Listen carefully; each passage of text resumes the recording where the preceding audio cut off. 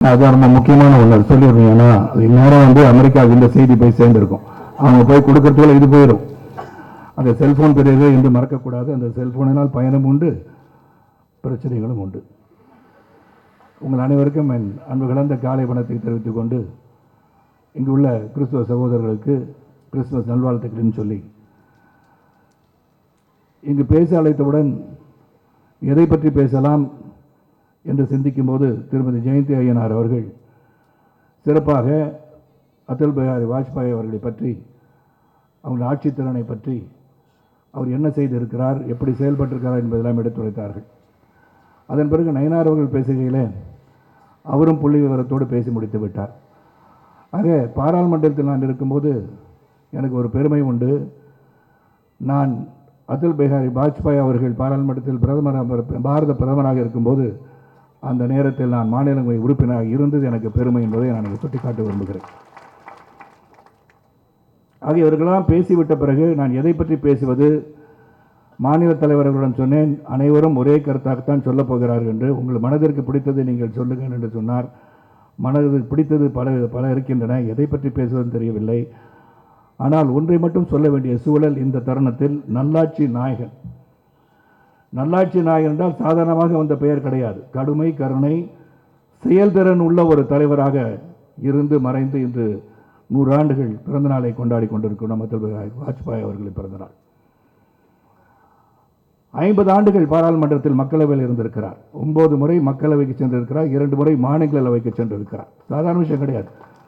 ஆகவே தான் அவர்களை பீஷ்மர் பிதாமா என்று அழைக்கிறார்கள். அரசியலின் ஒரு பீஷ்மர் இருக்கிறார் என்று சொன்னால் அது அடல் பிஹாரி வாஜ்பாய் அவர்கள் தான். ஆகவே தான் இது ஓராண்டு என்ன தொடர்ந்து இந்த பிறந்த நாளை நாம் கொண்டாடி கொண்டே இருக்க வேண்டும் என்று நான் இங்கு கேட்டுக்கொள்கின்றேன். குறுகிய காலகட்டத்திலே ஒரு குழு அமைக்கப்பட்டு நயினார் அவர்கள், முருகானந்தம் அவர்கள் என்னையும் அந்த குழுவில் சேர்த்துக்கொண்டு என்ன செய்யலாம் என்று சிந்திக்கும் போது பல கருத்துக்கள் பரிமாறப்பட்டன. அந்த கருத்துக்கள் பரிமாறப்பட்ட போது தான் இந்த செல்வமகள் திட்டத்தை பற்றியெல்லாம் கலந்து ஆய்வு செய்தார்கள். நமது மாநில தலைவர் உடனடியாக அதை செயல்படுத்திவிட வேண்டும் என்று 200 ரூபாய் 5 பேர் சேர்ந்து 1000 ரூபாய் கொடுத்தீங்கன்னா 1 லட்சம், இந்த 1000 பேர் சேர்க்கும் போது 1 லட்சம் பேர் 1 லட்சம் சேர்த்தோம்னா 1 லட்சம், 1 லட்சம்னா இன்ட்டு 1000னா என்னாச்சு? 10 கோடி ஆச்சு. சாதாரண விஷயம் கிடையாது. நிச்சயமாக உங்களால் முடியும் என்ற நம்பிக்கையுடன் தான் இதை அறிவித்திருக்கிறார்கள். நீங்கள் அதை கட்டுறது மட்டும் இல்லை, அவங்க கட்ட முடியாட்டையும் கூட அந்த 5 நபர்கள் யாருக்கு நீங்கள் அந்த சேமிப்பை செய்கிறீர்களோ தொடர்ந்து அவர்களை சந்தித்து வந்தீர்கள் என்று சொன்னால் அவங்கள வந்து அந்த குடும்பத்தில் வந்து 5 பேர் இருக்காங்கன்னா வாக்கு 5 இருக்கு, ஓட்டு 5 ஓட்டு இருக்குன்னா தொடர்ந்து அவளை பார்த்து கொண்டு அந்த 5 ஓட்டை பெற்றுத்தருகிற வலிமை நீங்கள் பெறுகிறீர்கள். அப்போ இங்கே இருக்க பத்திரிகை சோகலாம் சொல்லலாம், சரத்குமார் வந்து இப்போ ஓட்டு காசு கொடுத்து ஓட்டை கேட்டான்னு நினைக்கலாம். நான் எதற்காக சொல்கிறேன் என்றால் ஒரு யுக்தியை நான் பயன்படுத்திக் கொள்கிறேன் என்று சொன்னேன். ஒருவரை சந்திக்க வாய்ப்பில்லை என்று சொன்னால் உங்கள் செயல் மூலம் அவர்களை சந்தித்து விடலாம் என்பதற்காக அந்த யுக்தியை உங்களுக்கு சொல்லி தந்தேன். இங்கே என்னை பற்றி கருணாகரன் சொல்லுகிறேன், புகழாரம் கொடுத்தார். நான் அந்த அளவுக்கு ஒன்றும் பெரிய ஆள் கிடையாதுங்க. என்னை பொறுத்தவரை சைக்கிளில் சென்று பேப்பரை வந்து விநியோகம் செய்து கொண்டு பத்திரிகையாளர் இருந்து நான் உயர்ந்திருக்கிறேன் என்று சொன்னால் அதற்கு எப்படி கடுமையான உழைப்பு இருந்திருக்கிறது. அந்த உழைப்பிற்கு இன்னும் பல வெற்றிகளை காண வேண்டும் என்று நான் இருக்கிறேன் என்று சொன்னால் தேசியம் என் உடலில் இருந்து கொண்டே இருக்கிறது. இந்த இவ்வளவு பெரிய தலைவர்களுக்கு அமரும் போது நான் இதை சொல்லிவிட்டு நான் செல்ல இருக்கின்றேன். தேசியம் என்பது சாதாரண விஷயம் கிடையாது. த கண்ட்ரி கம்ஸ் ஃபர்ஸ்ட், அப்புறம் தான் எல்லாமே. அதனால தான் வலது தோள்பட்டையில் நான் வந்து பச்சை குத்திருக்கேன், ஒரே பச்சை குத்திருக்கேன்னா அது ஒரு தேசிய கொடியை பச்சை குத்திட்டேன். அந்த தேசிய கொடியை பச்சை குத்தின பிறகு ஒரு சின்ன வருத்தம் வந்தது எனக்கு. ஒரு படப்பிடிப்பில் இருக்கும்போது, அதாவது குளிக்கின்ற ஒரு காட்சி நடிக்கும் போது ஒரு ரோடோடி வந்தார். அண்ணன் எப்ப நான் காங்கிரஸில் சேர்ந்தீங்கன்னார். நம்ம கூட அதான் காந்தி சொன்னார், இந்த கொடியை வந்து வச்சிருக்காதீங்க, வேற கொடியை வைங்கன்னு சொன்னார். அவர் அந்த கொடியை பயன்படுத்தினா திராவிட முன்னேற்ற கழகத்தை இந்த கொடி ஏற்ற மாட்டேன்ட்டாங்க. ஆக இதை நான் உன்னிப்பாக கவனிக்கணும். உடனே காங்கிரஸ் கட்சி கொடியை சரத்குமார் மாற்ற சொல்லிட்டார் அப்படின்னு சொல்லி நினைச்சிடாதீங்க. அவங்களே மாற்றிக்குவாங்க, அந்த கட்சி இருந்தால் தானே. ஏன்னா அவங்களுக்கெல்லாம் இப்போ அரசியல் மட்டும்தான் செய்து கொண்டிருக்கிறார்கள். பாராளுமன்றத்தில் வந்து போயிட்டு மக்களுக்காக சேவை செய்ய சென்றவர்கள் எல்லாம் அரசியலை பேசிக்கொண்டு அடிதடியில் ஈடுபட்டு கொண்டு அவங்க இந்த பக்கம் வந்ததே தப்பு. இங்கே வந்து எப்போ இங்கே வந்து தமிழக அரசியலில் இருக்கிறவங்க இங்கே இருக்க ஆட்சியாளர் சந்திக்க ஆரம்பித்தாங்களோ அவங்க அந்த அடிதடிக்கு போயிட்டாங்க. இப்போ ஒற்றிக்கொண்டு விட்டது. எதற்காக சொல்கிறேன் என்றால், எந்த ஒரு காரணம் இல்லாமல் எதை சொன்னாலும் குற்றம் கண்டுபிடிக்க வேண்டும் என்ற சூழலிலே தான் இன்று அரசியல் களம் இருக்கிறது.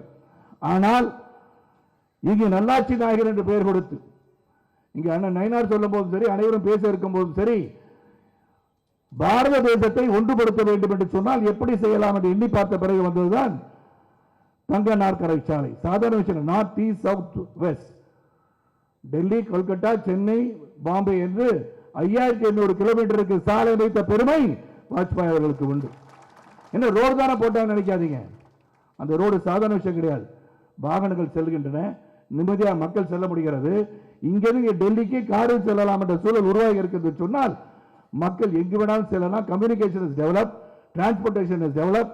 அதுபோல சீரான சிறப்பான ரோடு, சென்னை ரோடு இல்லாமல், சென்னை ரோடு மாதிரி இல்லாமல் நல்ல சிறப்பான ரோடு இருக்கும்போது பெட்ரோல் டீசல் குறைவாக செலவாகும்.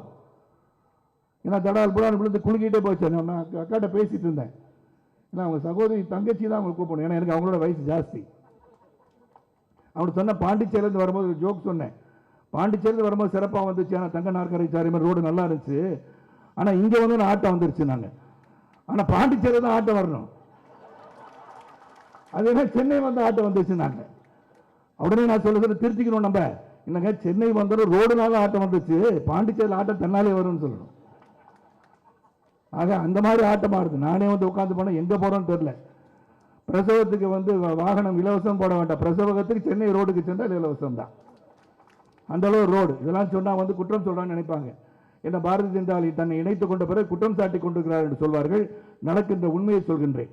நீங்கள் மந்திரி ஆகலாம், நாளைக்கு கொள்ளையடிக்கலாம், உள்ள போலாம், நாளைக்கு மந்திரி ஆகிடலாம். ஆக தேசம் எதை நோக்கி செல்கிறது என்று சிந்தித்து பார்க்க வேண்டும். ஆக நான் தங்க நாற்கரை சாலை போட்டது டெவலப்மெண்ட், கடுமை, கருணை, செயல்திறன் உள்ள தலைவராகத்தான் வாஜ்பாய் இருந்து மறைந்திருக்கிறார்கள். அவங்களை பின்பற்றி இங்கே வந்திருக்காங்கன்னு சொன்னால் 3 முறை பாரத பிரதமர் மோடிஜி அவர்கள் சாதாரண மனிதன் கிடையாது. எள்ளி நகையாடி கொண்டிருக்கிறார்கள் தெற்கோடியில் இருப்பவர்கள் எல்லாம். அவர்கள் உழைப்பு உங்களுக்கு தெரியுமா? 1981 வந்துட்டார் காரியகர்த்தாவா. 1980 வாஜ்பாய் அவர்கள் தலைவராக இருக்கும்போது 1981 காரியகர்த்தாவாக ஒரு மிகப்பெரிய வெள்ளத்திற்காக தன்னை அர்ப்பணித்துக் கொண்ட ஒரு மோடிஜி அவர்கள். அப்படி இருக்க தலைவர் உலகம் போற்றுகிறது. உலகம் சாதாரண எல்லாரும் போற்றுகிறார்கள். அனைவரும் ஓடோடி கை கொடுக்கிறார்கள். Putin is the most toughest leader in the world என்று சொல்றாங்க. அவரை கட்டி தழுவுறாருங்க. அவர் மோடிஜியை கட்டி தழுவுறார். அமெரிக்க பிரசிடென்ட் ஓடோடி வருகிறார். ட்ரம்ப் அவருடைய ரசிகர் என்று சொல்றார். ட்ரம்ப் வெற்றி பெற்ற பிறகு அவர் பேசுகையிலே இந்தியாவை பற்றி பேசும்போது மோடிஜி வாழ்க, மோடிஜி வாழ்க என்று சொல்கிறார்கள்.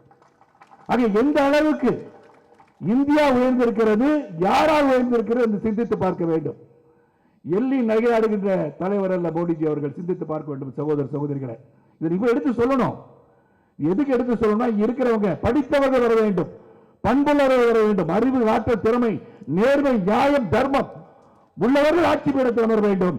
அப்படிப்பட்ட ஆட்சி 2026 உருவாக இருக்கிறது,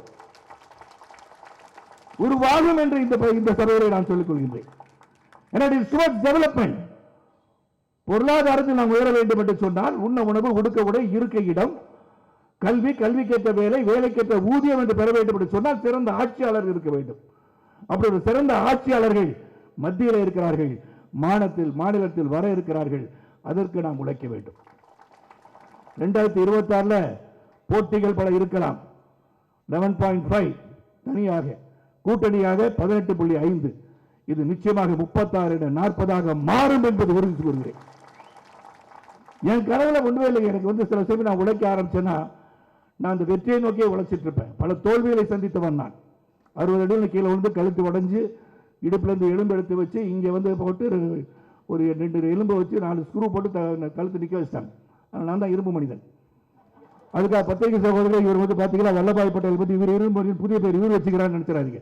ஏன்னா பத்திரிகையாளர் பார்த்தா எனக்கு ஜனநாயக பத்திரிகையாளர் தானே, செய்தி எப்படி போடலாம் பேசி முடிச்சோன்னு நான் சொல்வேன் தலைவர் அவர்கிட்ட, நான் சென்று வரேன்னு வெளிநடப்பு செய்தான்னு போட்டாதீங்க ஐயா. அதனால வெளிநடப்பை சிலரை செய்ய வேண்டியிருக்கிறது. தமிழகத்திலிருந்து ஆட்சி பீடத்தில் வெளிநடப்பு செய்யணும். அவங்க அதற்கு உழைக்க வந்திருக்கின்றோம். கடுமையான உழைப்பு, திட்டங்கள் தீட்டி இருக்கிறார் தலைவர் அவர்கள். அந்த திட்டம் அவர் அறிவிக்கும் போது நாம் களத்திலிருந்து சிறப்பாக செயல்பட தொடங்க வேண்டும். அப்படி செயல்பட தொடங்கும் போதுதான் நமது பாரதவர் மோடிஜியின் கரங்களை வலுப்படுத்தி வாஜ்பாய் அவர்கள் விட்டு சென்ற பணியை நாம் துவங்க வேண்டும் என்ற வருஷம் பூரா நல்லது செய்தால் ஒரு வருட காலம் தொடர்ந்து கொண்டாட வேண்டும் சொல்லும் போது இந்த திட்டங்கள் சென்றடைய வேண்டும்.